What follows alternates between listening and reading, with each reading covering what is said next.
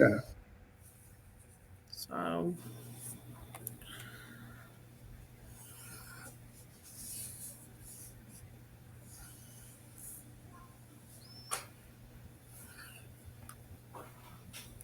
Okay, that's neat. I am entertained. Torrance won.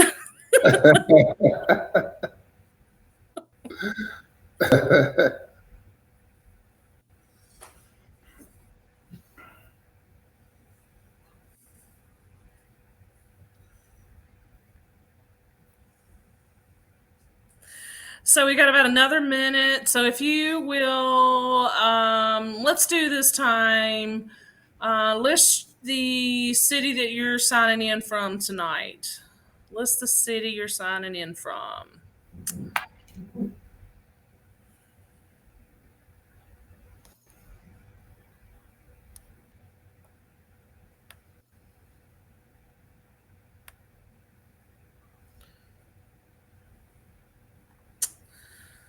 Ryan was the first one on that one in Fairview, up near Asheville.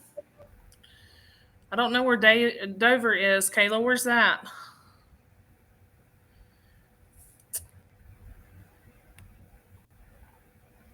Let's wait about one more minute to let people slide in from the 7 o'clock hour. Kayla says North Carolina. Yes, but where in North Carolina, Kayla? That's what I was asking. So I'm up. Um,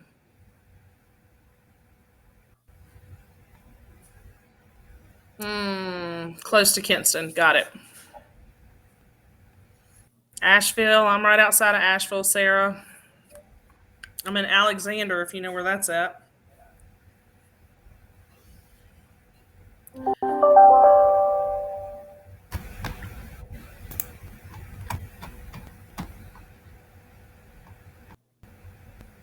So those of you that are just signing in, I'm signing in. We're just listing where you're signing in from tonight.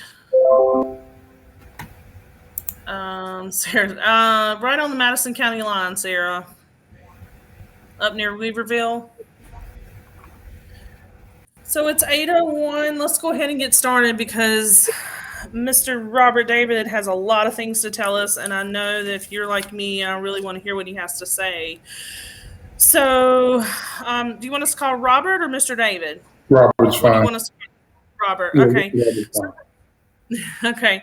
So I'm Gail Osborne, Executive Director of Foster Family Alliance, and I want to introduce you to Robert David. He is joining us tonight with 25 years in strategic planning and community development experience. He's coming to us with professional and proven record of generating and building relationships. And so some of you may be thinking that he's going to talk to us about criminal justice. Well, he is. And so um, he is partly about criminal justice, but the rest of it is, or law enforcement, but the rest of it is he's going to talk to us about relationships. And so that's what we want to hear about tonight is relationships.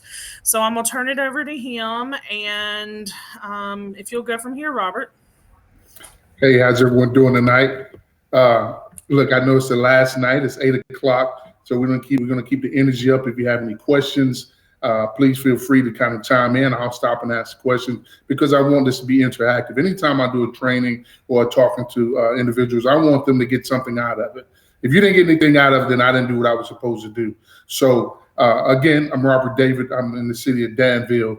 Um, that 25 years and all that is great, but the main thing that has been probably the most beneficial in my career is developing relationships with individuals on whether it's a business or in the community. Now we're here to talk about public safety. Well, here's the thing. I know. I look like law enforcement. I know I look like a policeman, but I'm not.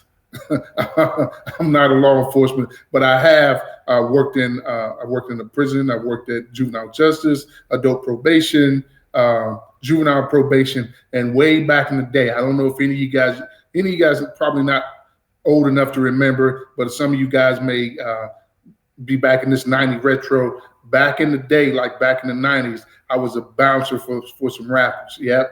Special Ed, Kwame, look him up.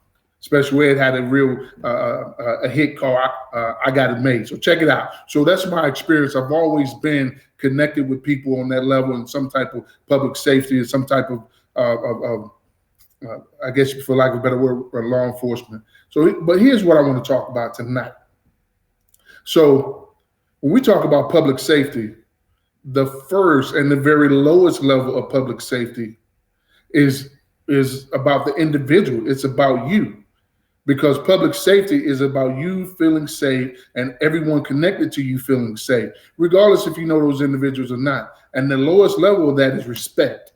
Now, I know you guys 18 and under, what do you call you, Generation Z?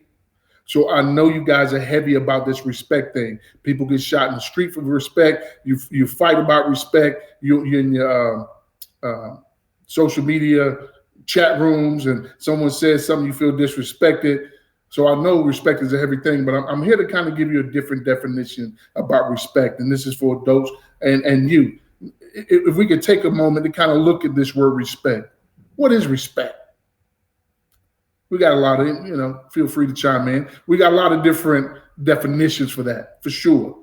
But this is my definition of respect. I'm going to take you to English class a little bit, if you guys remember that. So the prefix, meaning that first part of the word, re, meaning to do over.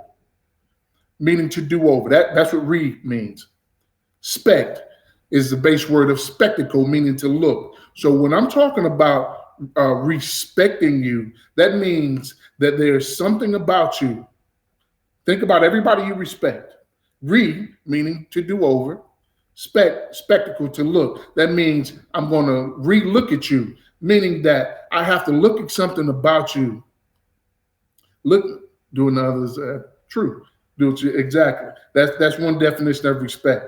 But here's the thing about doing to the others as you would do to them. We all have different cultures. We all come from different places. Like some youth I deal with, it's okay to shoot you if you disrespect my sister. That's okay. So they did something to you, you want to do something to them. So that's why I'm going to this respect. So this respect means to look at someone in a different light, meaning that my first look at you, treat them with admiration, good.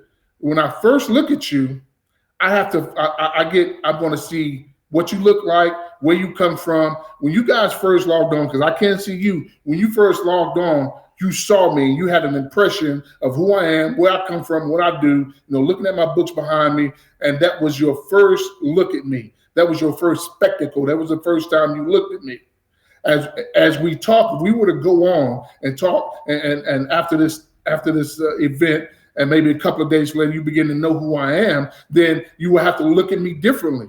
Because I know some of you guys have maybe thought someone was a certain way because the first time you saw them, we've all done it. I've walked into places and I've looked at someone, I didn't like them just because of the way they look. I know you young girls are like, I don't like the way she looks, so I don't like her. That's your first impression. And that's your first spectacle, your first look. So you have to relook. And when you relook at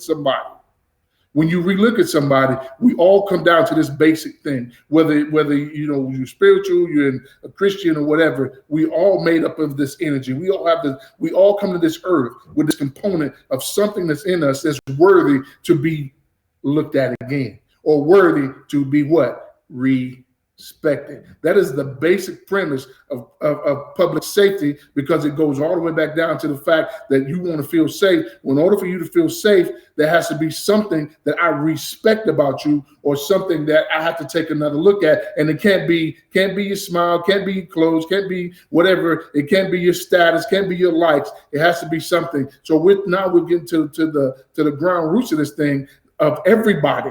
And this is where we have the divide in young people, especially young people and adults, young people in law enforcement, and young people and teachers, is that when we look at each other, we see the outward aspect of it without taking the time to say that I need to talk to this individual just like I would talk to anyone that I already respect, because we're even. on a certain level, we're all even. We all come here. We all got the same energy. We all come, from the same place. So we have to talk to each other that way. The problem comes is when our culture and when our the things we've learned, the places that we've been, how we grew up begins to intermingle into the fact that the basic thing of we all equal begins to diminish when we bring in our own culture and those things. That's the foundation. If I want you guys to take that away tonight and think about this while we're sitting here. How do you view yourself? Do you respect yourself? Have you taken another look at yourself?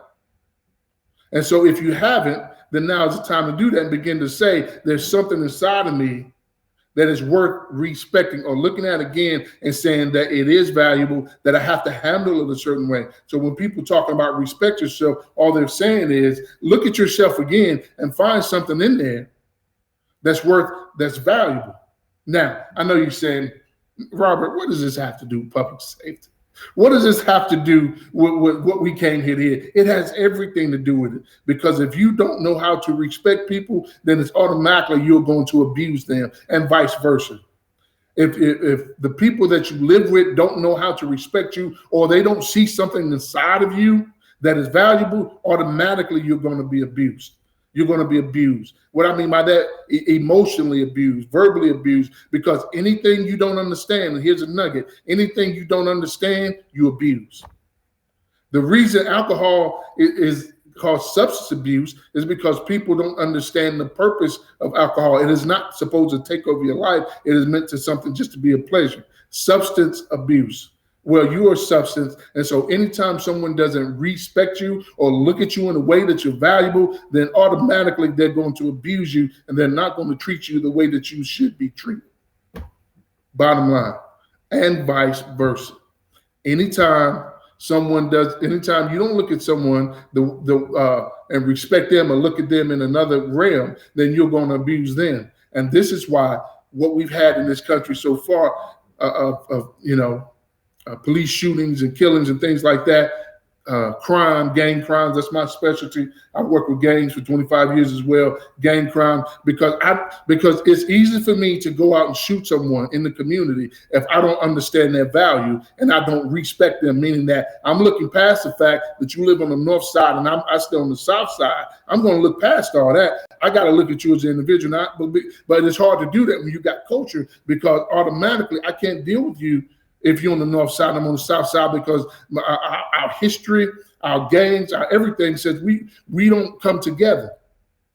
So automatically, I don't have any respect for you. So it's easy for me to kill anything that I don't respect. If you guys got that, give me some questions. That's the time. It's easy for you to abuse anything you don't respect. It's easy for teachers or parents to abuse youth verbally, physically sometimes, if they don't see the true value of the individual inside of them. No one, I think most of you guys are going to be teenagers, no one can tell you what you're going to be at this point in your life. There's some indicators, there's some other things, but anyone can change at any given moment. It has to be a level of respect. So we have to, I can't say fight. I want to say fight, but it's not fight. There has to be a level of education and conversation. Again, we roll this into the relationship. Now we understand about respect, how it's tied into public safety. We understand how it's tied into your safety. We understand how it's tied into crime and those things. So now how do we deal with those things? How do we deal with that? There has to be a level of communication, a level of relationship. There has to be something where we sit down and be flat-footed and honest and talk about what's really going on in this world today. The book behind me, Bigger Than Black and Blue. In my job here in Danville, I am a long title. I'm the Youth and Gang Violence Prevention Coordinator. I was brought here because Danville is a city of 40,000 people, and in 2018, they had about 18 murders. People were walking up in the street and just shooting them in the back of the head. These weren't drive-bys. These were real walking up to and violent crimes, and they were kind of just walking around for whatever reason. So there had to be a shifting. So Chief Booth came in and he began to implement some things, and a couple of months later, I came in.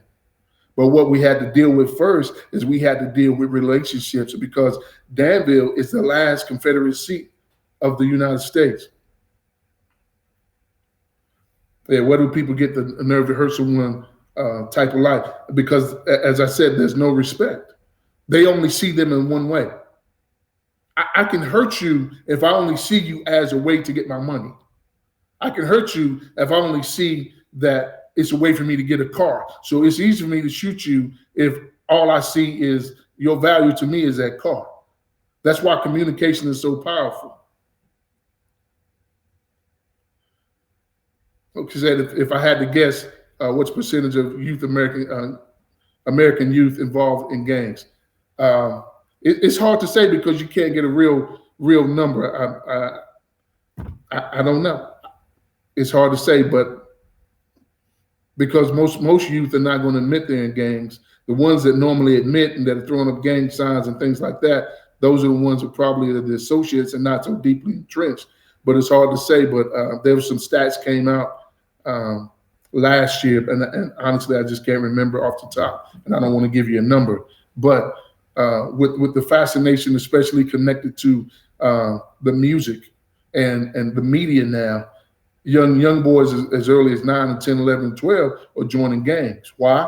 Because there's a level of, think about it, there's a level of respect joining a gang, because you guys know gang members are people who bang or whatever, or people who are associated. When you see them, you have to look at them twice. First time you look at them, you might see Bob, but the second time you see him, you might see the nine trays. So that level of respect can come from anywhere, false respect. So young people are joining at an alarming rate because it gives them respect. Because when you go to parties, and you guys can attest to this, because I hang with young people. Not that I hang when I don't go to parties, but I talk to them a lot, and I know that these people come to parties who are banging or whatever, claiming, and they get that level of respect, but it's not respect. They think it's respect. It's really fear. So in their minds, it is a level of respect. Now that I joined this gang, you have to look at me again. See that? Respect. I'm tying that pretty good, huh? I'm tying it together pretty good. But you have to look at me again, because now I'm in a gang. I know what you saw last summer, but now I'm banging. I'm 9 Trey. I'm rolling 60s, whatever the case may be. In this year, in you guys' generation, it's a lot of neighborhood stuff. These guys just join up. It's 3 or 4 guys together, and they call themselves, Cash Money Crew or something, and they're out robbing and whatever the case may be, kicking in doors or carrying a gun, whatever the case may be, because essentially they are seeking that respect, even if it has to come through fear. And that's why they throw up the gang, because they want people to know. But that's not respect, it's just fear. But as I was saying, Danville was the last seat of the Confederacy, which meant there was a lot of emotion. There was torn relationships here between the races in this city. And one of the first things we had to do is we had to deal with the issue. Chief Booth came forward and apologized for some things that happened in 1960. Myself, I went out in the community and began to try to get that trust back from the people in the community, because they've been abused, because the individuals in leadership didn't understand their needs. They didn't respect, or they didn't see the value in this population of people, so they abused them. So I had to come in and begin to kind of mend those things by creating relationships. So that's the process of where we are right now. As young people, you have to begin to talk to older people, talk to your parents, talk to the guardians, and talk to them and develop a relationship. Because I can promise you, if you guys have anybody, if your parents or your guardians over, yes, they abuse others. If they are over 40, I can promise you, they want you to be seen and not heard. And the parents that are on the site here, I understand that. I grew up in that time, because we grew up in a time where you needed to be seen and not heard, meaning that you need to know a child's place. meaning that when I'm talking, you be quiet, meaning that I tell you what it is and I don't have to give you a reason. I don't have to explain to you. Come on, guys, teenagers, testify. I know you've been told that. Do it because I said so. This is where it is because it's my house. If you don't like it, you can get out. All these things come from a generation that was raised by a generation that came up through the Depression and came up through hard times. And so they took that hard time and that strictness that was necessary during the Depression in order for family survival, and they placed it on us. And then we placed it on another generation. And now we come to you guys, and maybe we're trying to raise you or mentor you, and we want you to act that same way. But what you guys want is respect. And that respect has nothing to do with a title, has nothing to do with you being a teacher, has nothing to do with you being a police officer, has nothing to do with your title at all. It has to do with the respect that you guys want. Exactly, Joyce, you remember those remarks. The respect that you guys want has to do with we are both beings. We are both human beings. Don't talk to me like I'm a dog. Don't talk to me like I'm a child. Don't talk to me not like I'm a person, not like a person. You talk to me the same way that you would talk to anyone. That's what you guys wanted, and I understand it, and that's what you guys call respect. But our generation, and here's where the breach is, and this is why we have to develop these relationships and have these conversations, because our generation, respect is, I'm the adult, you're the child, be quiet. That's respect for our generation. And that's not true respect. That's just what we brought into it. I thought it was harsh to him, and I'm glad that we have finally brought it to the attention of everyone. It was harsh, but we have to be sensitive. I learned a long time ago, I'm not going to say very, but I was critical of my mom, the way she raised me. She raised me well, but I just thought maybe she could have done some other things. I'd rather be treated that way. I don't want to treat others. So it's kind of harsh because, like I said, I had some kind of critical of my mom, but we have to understand they were just doing the best they knew how. And so we got a generation, my generation, who come out of being seen and not heard, and we're trying to raise. And then we got the next generation who grew up, some parents or whatever might be in the 80s or whatever, kind of were raised that way. But now you guys are not like that. You guys want to have a voice, and you should have a voice. My generation, I like to call it, we're probably the most emotionally constipated generation to ever hit this earth, because we don't express our feelings. We do stuff and be mad about it. And I can laugh at myself. And anybody on here, born in the 70s, probably can attest to that. We'll do what we're supposed to do and complain about it to ourselves or to our friends. But you guys would just flat out say no, and that causes a rift.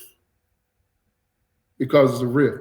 It causes a rift between the person, whether it's a teacher, parent, whomever, the person in authority and you. And this is why we have to have these conversations about how you have to verbalize what do you think respect is. You have to look at me as an individual first, and then as a child. I'm not necessarily saying what youth are doing is right. I'm not necessarily saying what parents are doing is wrong. What I am saying is if we're going to go forward and kind of stop these things that are going on in the school and the things that are going on in the community, we got to have these tough conversations.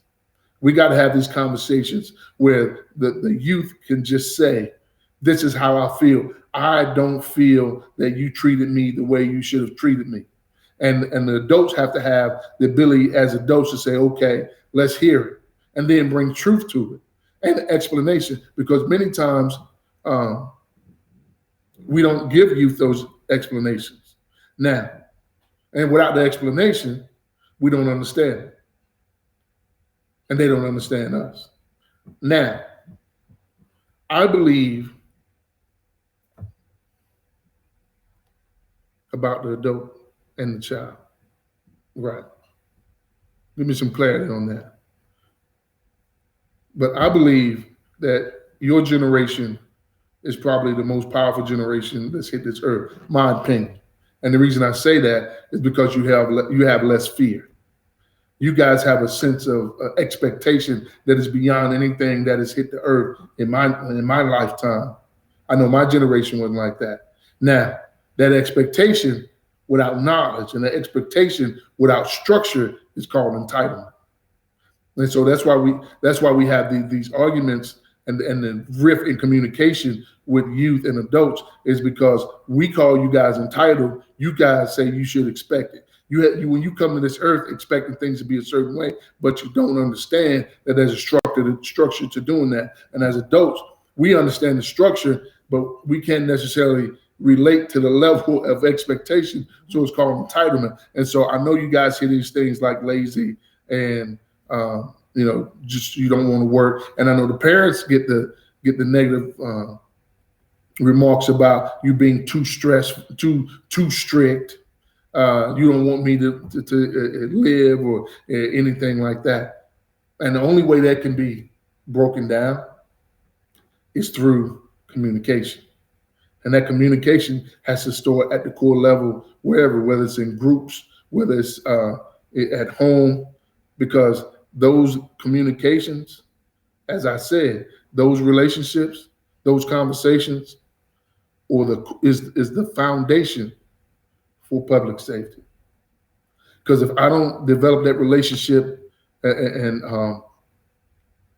talk about those questions and have those conversations at home, not accusing either way, the youth not accusing the child and the child not accusing the youth, but flat out conversations about authority, about understanding structure, understanding protocol, but also being able to allow the youth to have that level of expectation in the controlled environment. We have to have those conversations, because what we don't want to do is take away the authority of the parent, because the parent has the structure, or the guardian has the structure, they have the roadmap, but the youth have the energy. It's kind of like, for lack of a better word, a remote control car, where the parent knows the direction, but the youth has the energy. That doesn't mean anything if they think they're above the law because of. I agree. A title doesn't mean anything. It doesn't mean anything, because at the foundation of public safety is respect. So no matter who you are, you got to respect the other person, meaning that you have to look at them in a different light. And this is something that I'll say this. It is not something that instinctively happens. Titles are abused, and they are abused. And that's why we're having this conversation, because I want you guys to go back armed. And if you're dealing with people who are abusing their title, pulling a dote in, or whatever the case may be, and have these conversations. Sometimes you can't. When you're talking about law enforcement, that's what's going on now. What I mean, youth have the energy. I mean that you guys have an unlimited supply of desire, unlimited supply of going to get it.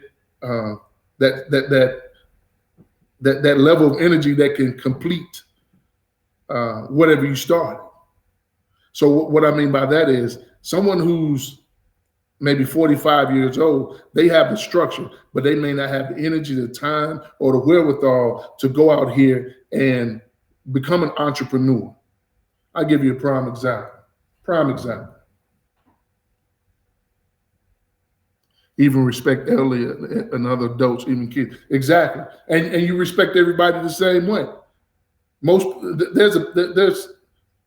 There's something that's happening right now where younger people, and I'm not saying anyone on here, but younger people are not respecting elders. That's because they're looking at them as useless, or they're looking at them as old, but they're not looking at their wisdom. They're not taking that second look and saying that you are of value. But let me get back to what I mean by youth have energy. Prime example. I was just talking to someone today. I had a business idea. This is real talk. I had a business idea. I went and connected. I talked to someone about the idea. They accepted the idea, and they're ready to do the business. Well, I don't have the energy to do that. I've got too many other things. I've got children that I've raised. I got my energies towards something else. So what did I do? I called someone who's about 20 something and I said, look, here's what I have for you.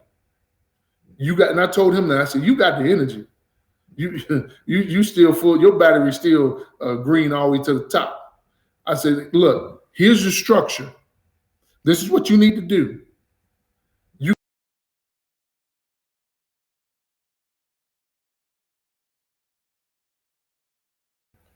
Sorry about that. I mistakenly hit mute my mic. I said, so, but you got the energy. I said, I'm going to give you this. Now you got here and do it. That's what I mean by youth have the energy. That's why it's important. That's what I mean about the relationship and respect, because adults and youth need each other if you're going to be successful. If you're going to, you got to have these communications.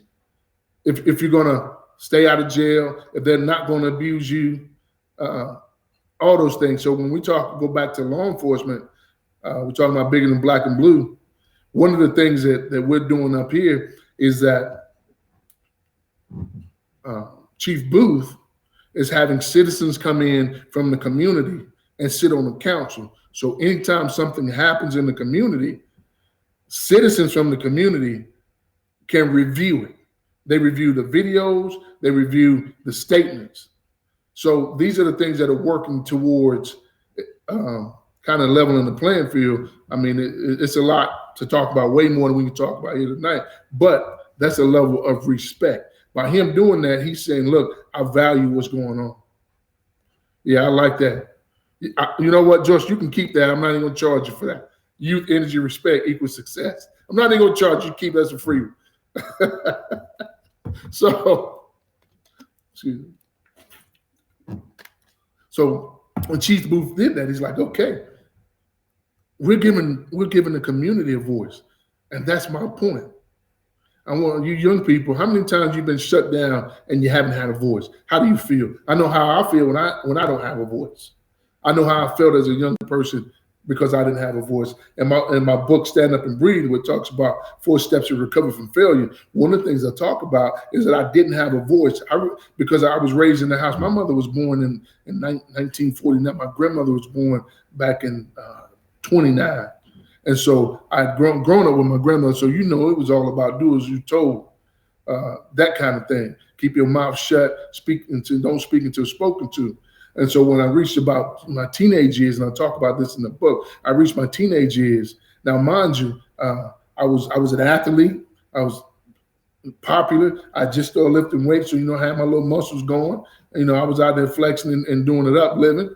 And on the outside, it looked like everything was great. I'm playing all 3 sports. You know, what more you need in middle school? But in the book, I talk about because I didn't have a voice. Because my father wasn't there for me, and he didn't validate me. I didn't have a man. I had uncles and everything, but I didn't have my father to tell me that I was a man. I didn't have my father to watch and learn how to be a man. So I was going through this time in my life where I was trying to be a man, surrounded by my aunts and my mom, and not understanding. And so things would happen. Excuse me. Right. Felt like I didn't have an opinion. Exactly. And that's how I felt. That's how I felt. I felt like I was forced into being something. I was a jock, but I was writing poetry because my true self, I was into the arts, and I was in things like that. But I had to act a certain way because I grew up in a certain neighborhood, and I was expected a certain way, and my voice was muted. And I talk about this in the book where I stood in front of the mirror with a razor blade, wanting to take my life because I didn't have a voice. That's why I do what I do. That's why I talk to you young people, and that's why I talk to parents, because you got to give your child a voice. It's nothing wrong with having these conversations, because if we don't deal with it at home, have these conversations, or in a group setting or a program, if we don't deal with it, then that's connected to crime. That's connected to your safety, because that energy and that anger, that frustration, and all those things are going to come out somewhere.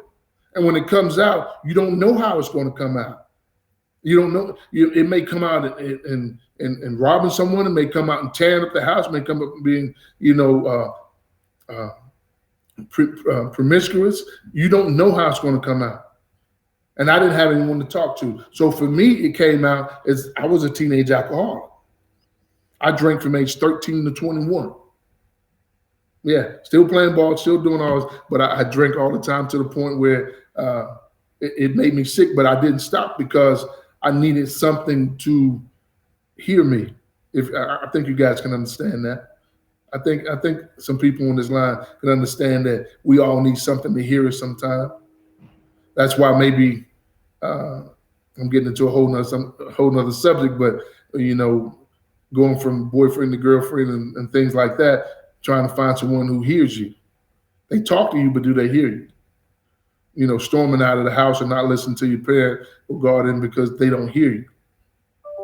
And as parents, we look at it as they might be defiant, but I urge you guys, the adults on this call, not just to think that they're defiant, but ask the question, are they being heard?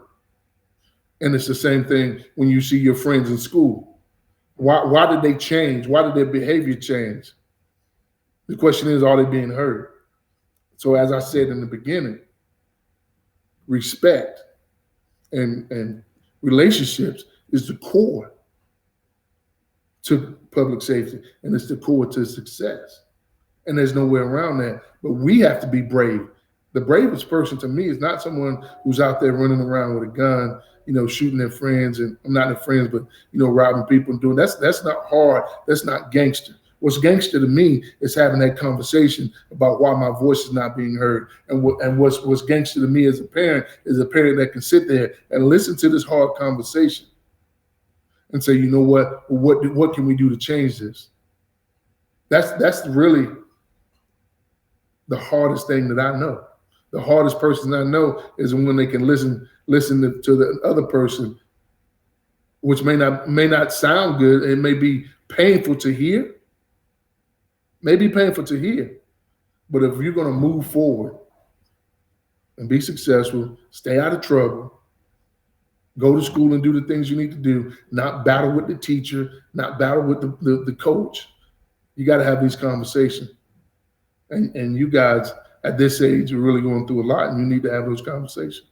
Got to have those conversations. So that's kind of the eggs and the meat of it is the relationship. And so what we're doing here, we're building those relationships. One of the first things that I did when I got here is I went out in the neighborhoods that were having all the problems, and I talked to the candy lady, or the lady who was an older lady who was doing the work in community, the one that they called grandmother, so I could develop a relationship with her, because I knew if I had a relationship with her, then if they saw me talking to her, they might be more apt to talk to me. And so that's kind of what happened here in Danville. And because of that, in the last 2 years, like in 2018, it was about 18 murders, but I think like 15 of them were gang related, somewhere along in there. They weren't really keeping track, but it's just an assumption. So in 2020, 21, there's been 0 gang related murders. All that started with me respecting those individuals in the community, not caring if they had gun charges, not caring where they were, but sitting down and having those hard conversations and listening to these young men say some things that kind of made me shrug, because I'm like, ooh, that's tough. But I had to sit there and listen, because up until that point, they didn't have a voice. And so from that, they went and told other people, and people began to trust, and they begin to respect me. And so then we could do the work that needed to be done. So 20 and 21, 0 gang-related murders. That's a powerful thing. And that comes from the very thing I just told you in the beginning, the very basic concept. So if you want to shift your community, if you want to shift the atmosphere in your home, the first thing you got to do is start on that basic level of respecting. Look at that person that you've been arguing with, that parent, whatever, that sibling. Look at them in a different light. Yeah, they get on your nerves. Yeah, they wear your clothes. Yeah, they say those things. Well, what's valuable about that individual? That's the question. What's valuable about them? Anytime you meet someone, I charge for the rest of your life. For the rest of your life, when you meet someone, I don't care who it is, what's valuable about that individual. Now, on the flip side of that, when we're talking about, law enforcement and the things that are going on in this world, some people don't think like that, and there's just some people out there that's just going to do some wild stuff. You can't attribute that to everybody. It's the saying in the street. They say respect until disrespected. Now they mean it, kind of in a different way. The way I take that is, I'm going to see something in you until you no longer see something in me. Because the minute you don't see anything in me, I think we went over this. The minute you don't see anything in me, then you're going to abuse me. So then I have to be able to navigate whatever that might be. If it's in a law enforcement situation, you have to do what's necessary in order to get out of that situation. Sometimes it's just about going home. I'm not telling anyone not to stand up for their rights or anything like that, but sometimes it's just about getting home. And even with that, there have been some instances where things didn't work out the way. But even with teachers, respect until disrespected. In that regard, continue to respect your teachers until they don't respect you. Then it's not your place to go off on the teacher. Then you have to follow the system. Remember, I talked about young people having the energy, older people having the structure. Well, when something happens in school, your energy wants you to automatically pop off and do something. Well, that's not going to operate well. When something happens and you feel disrespected, meaning you feel like they didn't see the value in you, then you need to go to someone inside that structure, your parent, your guardian, whoever, and say, look, this is what happened, and have that real conversation. And try not to be overly emotional, but have that real conversation. Now that you understand what you're feeling, you can articulate. It's not anger. I'm not angry with you. It's almost a level of disappointment that you don't value me. I'm hurt. It's kind of like when you guys break up with someone, you're angry, but then again, it's really that you hurt because you gave them all you had and then they gave you back nothing. Well, that's how it is when you're dealing with adults and relationships and things like that in the community. With you in school, you gave them, you saw something in them, you value them as teachers. But if they don't value you back, then you have to follow the proper protocol. And you're not angry, you just hurt. And the same thing with parents. Parents have to let youth know when I'm giving you all I have, I value you, I respect you, I see something in you, even things that you don't see. So you might be out, the child might be out here doing all sorts of things. And the parent sees the goodness in them. They see the greatness. And the youth continues to go on. You have to sit down and have these conversations. Look, Johnny or Bobby or whatever, I see something in you. I value you. Regardless of your behavior, I still value you. I can forgive your behavior, but I still value you. Let's have this conversation. I'm hurt. Sometimes it comes out as anger. I know I yell, I know I scream, but I'm really hurt. And we need to have this conversation about what do you value about me, and do you value the situation you're in, and do you value what we have here? You got to have those conversations so that you can move forward. Because if not, and I think we've all experienced this one way or another, it begins to be yelling and screaming, and that creates a hostile and a volatile situation, and no one wants to come home. The youth wants to stay at school, and the parents wants to stay at work. So that's why these conversations are so important. So you guys got any questions? Come on, I answer whatever. I know I'm harping on relationships because I believe that's what we need right now. As we go, at this time on this earth, we need these relationships and these conversations, because just do as young people not talking and older people not listening or not talking is not working. And it ends up you being out in the street. Because if I abuse you enough because you feel like your voice is not being heard, you're going to hit the street. That's why people run away. That's why people commit suicide. That's why people commit crimes. So that's why I said this is the foundation of public safety. Let's nip it in the bud. Let's have our personal safety through these conversations. So you guys have any questions? Talk to me. I know someone's got something. It doesn't even have to be about what I said. If you got any questions about anything, the games, books, whatever the case may be. I told you it's 8 o'clock at night. Give me some feedback.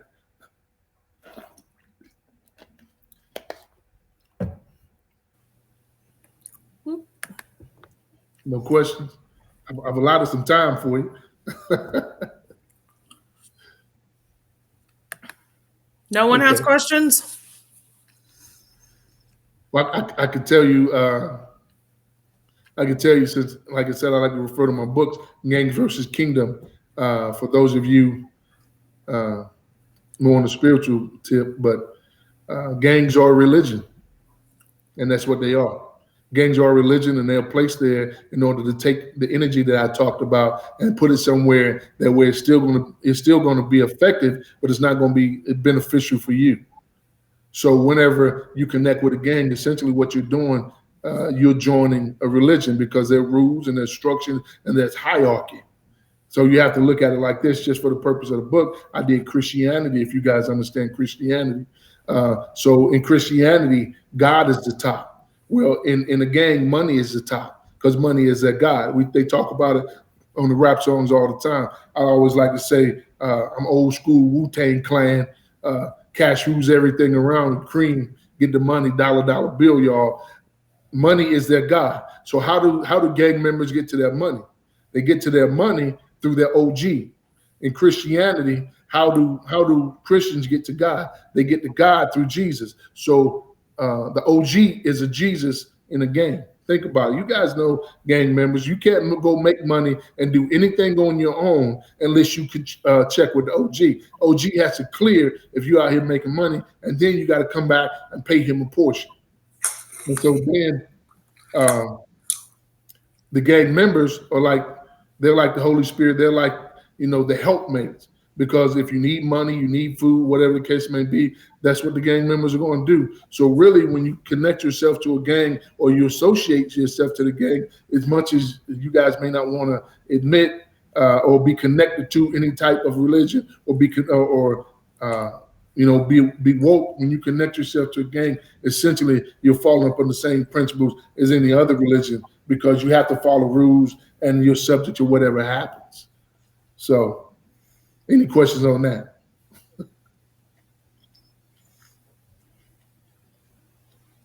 Okay, so Stand Up and Breathe. Stand Up and Breathe is about 4 steps to recover from failure. And I actually wrote it for guys around your age. And what it talks about is you got to have 4 things to recover. You got to have some want to. That's that internal thing. That's that thing that makes you get up when you want to stay down. You got to breathe. What breathing means that when you breathe, you take in all sorts of gases, but you expel what you don't need. So when you breathe in this process, one more to learn a thing of respect in this way. You know what? I don't know if you, that's kind of my own personal thing. I don't think they have any tools. I would be glad to, Vicky, I'll be glad to come and talk about this to another group. But that's just my perspective of what I created over time of what respect is. But I don't think anyone else, at least I haven't seen anyone else approaching in that level. But I'll be glad to come in and do some classes or something with you guys. Just I can give you my contact number, however we would do that. But stand up and breathe. And when you breathe in gas, and what you don't need goes out. And so that's breathing. Is when you're trying to recover from failure. You need to surround yourself with things that looks like failure. And no matter what it is, that's a job or school or whatever. If you're flunking your English, then you really don't need to be hanging out with Spanish people. Spanish people in Spanish class. I'm sorry if they came out wrong, but people in the Spanish class, because your problem is English. So you need to be hanging out with people in the English class. That's what that means to breathe. And then you have to get down on one knee, meaning that you have to do a self-assessment. Sometimes you just have to say, I did it. Yes, I did it. Yes, I was wrong. Yes, that was me. Yes, I tweeted that. I put that in the chat room. That was me, and admit it, and then do a self-assessment of yourself and begin to think about, okay, why do I even like, the thing I like to say is, why do I even like chicken? Is it something that I really like, or is it just something that I grew up with? And so you have to begin to look at yourself in a different way and separate yourself from what people has placed on you as opposed to what you really believe. And the last step is standing up, meaning that you're in a place where you know who you are, you know where you're going, and you have a desire to do greater things, but you always got to be wary of falling back in those things, of falling back in the processes and the individuals that you were surrounding. So as you stand up, you have to survey the land or survey where you're going and get some direction. And I think many of you right now in life, even if you're really successful and things are going well, you still need someone older, a mentor or someone to guide you in the direction that you're going, because there's a lot of things in this life, especially at your age, that you don't know. There's a lot of things you don't know that you might think you know, but you don't know. So having a mentor who's someone who's already ran that race is like what I like to call. There's a lot of ways to get to Charlotte. Some are faster than others. So a mentor would take you the fastest route.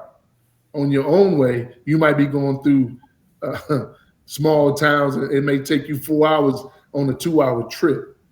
So the whole thing is about relationships, respecting each other, and understanding that there's something valuable in you, and that's the base. And start with that and begin as someone put treat people. What is the name of the book behind you on the left? My left. Oh. This is bigger than black and blue.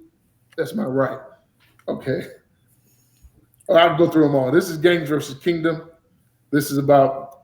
This is to explain to people what gangs are from a kind of a religious spiritual standpoint, and it has some ways to start a gang prevention program with no money. Some tips in there. Faith-based organizations can start with no money. Stand Up and Breathe. That's 4 steps to recover from failure. And Bigger Than Black and Blue. That's one we did with Chief Booth. I have a 6. Sorry. Okay. I have a 6-year-old foster child that keeps his room locked.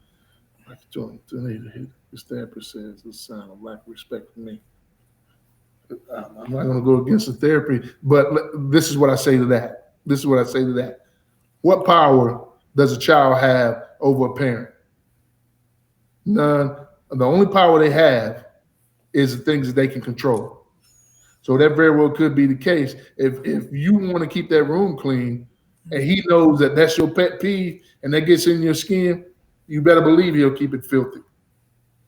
Because that's the only control. That's his only, as my friend like to call it, that's his only get back.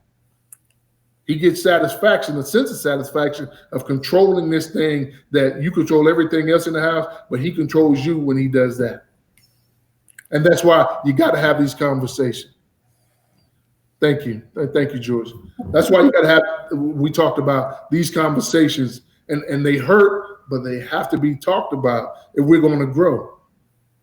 Because we want the parent to be successful and feel good about raising the child, and we want the child to grow up feeling good about the experience. Power struggle, yes, sir. Definitely power struggle. And that starts at a very young age. The only power a 2-year-old has is embarrassing you in the grocery store.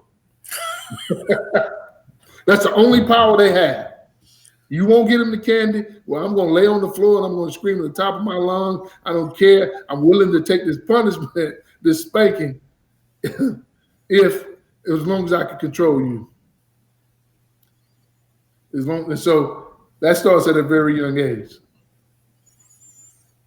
So if you guys got any more questions, that's right. You're a person. Exactly. So I'm glad I was able to shed some light. Again, you guys got any questions, go ahead and shoot them now. But I'm willing to come to where you guys are and talk to a class and talk to a group.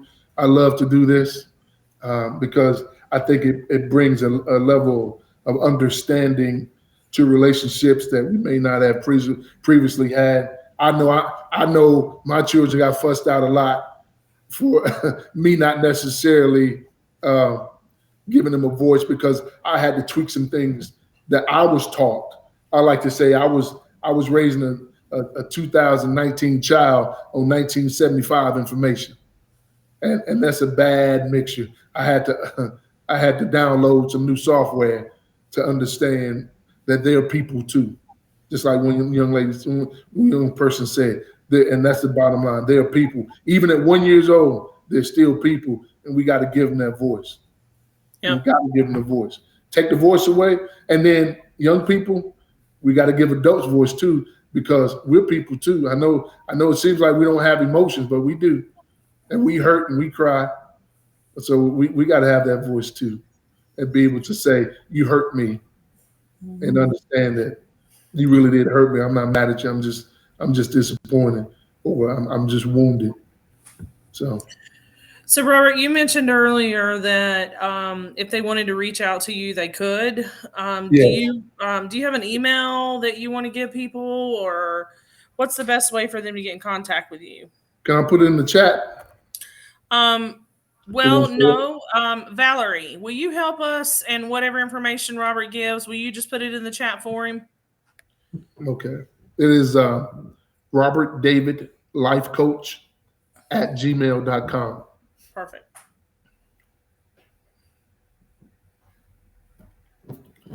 But thank you guys. I enjoyed it. Hopefully we can do it again next year. We probably can. So, Valerie, did you get that?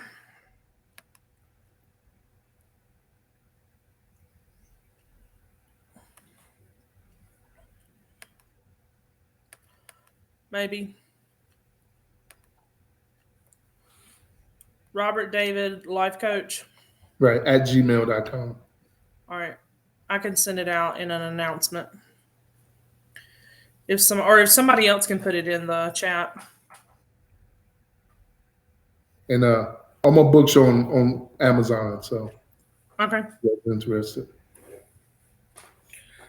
All right. Well, if there are no more questions or nothing else for the good of the group, then I would say we can log off. For those of you who are seeing the messages in the chat that were just posted, you will get all of those via an announcement and an email shortly, but we just wanted you to see them in the chat also. So it has been a pleasure to have you, Robert, in the summit for this year, and we would definitely be back in touch. And for those of you that have joined us, we appreciate you joining us, and we will be in touch via email to announce the winner of the reflection piece, as well as some announcements over the next probably week or so. And we will talk soon. Have a good evening. Thank you.